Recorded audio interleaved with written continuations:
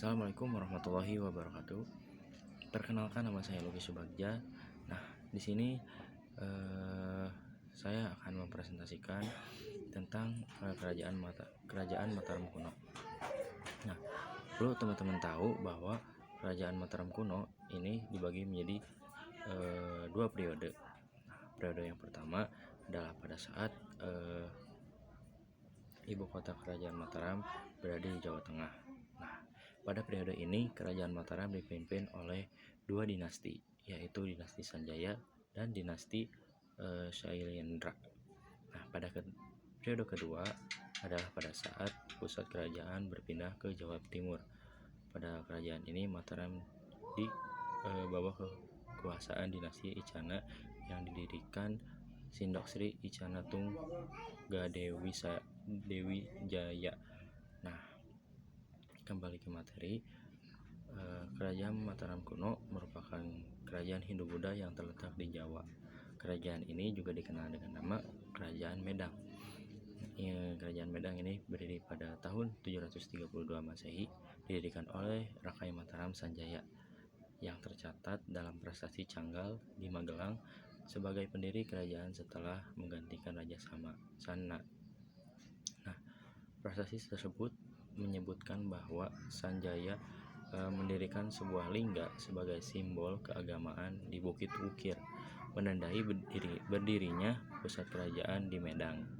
Nah, kerajaan ini diperkirakan berdiri pertama kali di desa Canggal, wilayah sebelah barat Magelang, Jawa Tengah, dikelilingi oleh gunung-gunung seperti Sindoro, Sumbing, Merapi, dan Merbabu, memberikan basis pertanian yang kuat. Assalamualaikum, perkenalkan nama saya Muhammad Najil Maulana Saputra dari TKJ 2. Di sini saya akan menjelaskan tentang perkembangan ekonomi dan perdagangan di Kesultanan Mataram Islam. Yang kesatu ada basis agraris yang kuat. Ekonomi utama bertumpu pada sektor pertanian dengan beras sebagai komoditas ekspor utama pada abad ke-17. Mataram dikenal sebagai kerajaan agraris dengan basis pertanian yang kuat. Yang kedua ada perdagangan maritim yang strategis. Lokasi geografis memungkinkan kontrol jalur perdagangan. Pelabuhan seperti Semarang, Surabaya, dan Gresik menjadi pusat pertukaran rempah-rempah dan tekstil. Yang ketiga ada kebijakan ekonomi Sultan Agung, meliputi sektor pertanian, fiskal, dan moneter. Di sekitar pertanian diberikan tanah kepada para petani dan dibentuk forum komunikasi sebagai wadah pembinaan. Yang empat ada komoditas. Selain beras, hasil utama lainnya adalah kayu, gula, kelapa, kapas, dan hasil palawija lainnya. Yang kelima ada struktur sosial feodal. Raja memiliki seluruh tanah dengan hierarki sosial yang ketat. Kehidupan masyarakat bersifat feodal karena semua tanah adalah milik raja beserta semua isi tanah tersebut.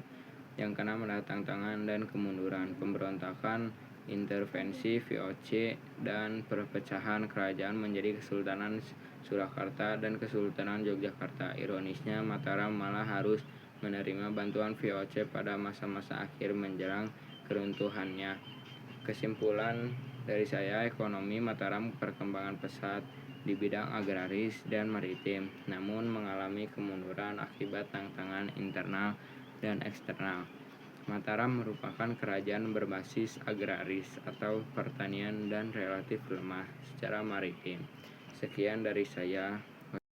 Assalamualaikum warahmatullahi wabarakatuh.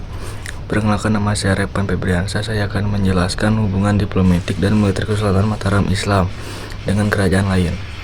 Kesultanan Samuda Pasai sangat aktif membangun relasi diplomatik dan militer pada masa kejayaannya.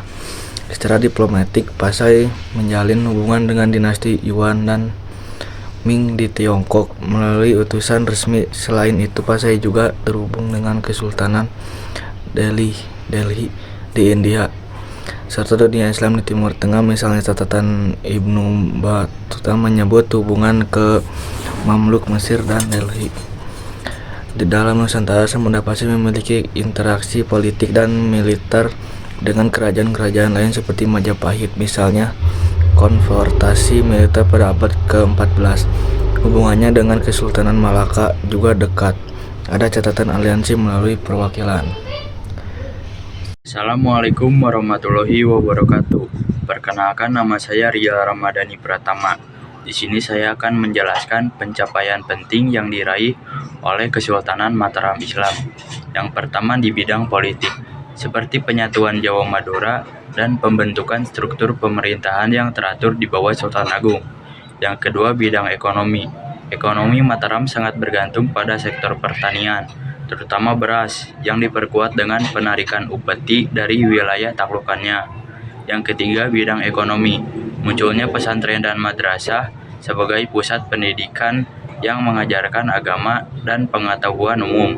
Yang keempat, bidang kebudayaan. Mengembangkan sastra Jawa dengan menghasilkan karya seperti serat sastra Gading dan mengawali penggunaan tingkatan bahasa di berbagai daerah. Assalamualaikum warahmatullahi wabarakatuh. Perkenalkan, nama saya Regina Zahra Padilla dari kelas 10 TKJ 2. Di sini saya akan menjelaskan faktor-faktor yang menyebabkan kemunduran Kesultanan Mataram Islam. Faktor-faktor yang menyebabkan kemunduran Kesultanan Mataram Islam ada dua, yaitu faktor internal dan faktor eksternal. Faktor internal terdiri dari 1. Perbuatan kekuasaan antara anggota keluarga kerajaan. 2. Peperangan yang berkepanjangan dan kegagalan menyerang VOC di Batavia, menyebabkan ekonomi melemah dan beban rakyat bertambah berat. 3. Ada beberapa wilayah yang ditaklukkan Sultan Agung berusaha melepaskan diri. 4. Hilangnya sosok kuat seperti Sultan Agung membuat kerajaan kehilangan arah dan penerus tahta seringkali berkolaborasi dengan VOC untuk menyelesaikan masalah internal. Dan ada juga faktor eksternal, yaitu yang terdiri dari 1. Belanda memainkan politik adu domba melalui VOC yang memicu konflik internal dan percepatan perpecahan kerajaan. 2. Beberapa penerus Mataram Islam menjalin kerjasama dengan VOC untuk menumpas pemberontakan yang justru semakin memperkuat pengaruh Belanda dan melemahkan kekuasaan Mataram. Dan 4. Ada konflik internal yang dipicu oleh campur tangan Belanda memuncak pada Perjanjian Giyanti pada tahun 1755 yang membagi Mataram menjadi Kesultanan Ngayogyakarta dan Kasunanan Surakarta. Mungkin sekian saja yang bisa saya sampaikan.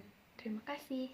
Assalamualaikum warahmatullahi wabarakatuh. Perkenalkan, nama saya Satria. Di sini saya akan menjelaskan peninggalan sejarah Mataram Islam dan berkontribusi apa pada masa ini.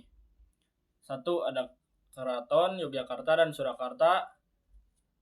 Keraton Yogyakarta dan Surakarta merupakan pusat kekuasaan, pemerintahan, serta kebudayaan penerus Mataram Islam, di mana Kesultanan Yogyakarta dan Kesultanan Surakarta menjadi berkelanjutan langsung tradisi kerajaan tersebut. Hingga kini, keduanya berkontribusi sebagai pusat pelestarian budaya Jawa yang masih hidup, meliputi adat, istiadat, bahasa, dan seni, serta menjadi destinasi wisata sejarah utama yang menggerakkan ekonomi lokal dan pendidikan budaya.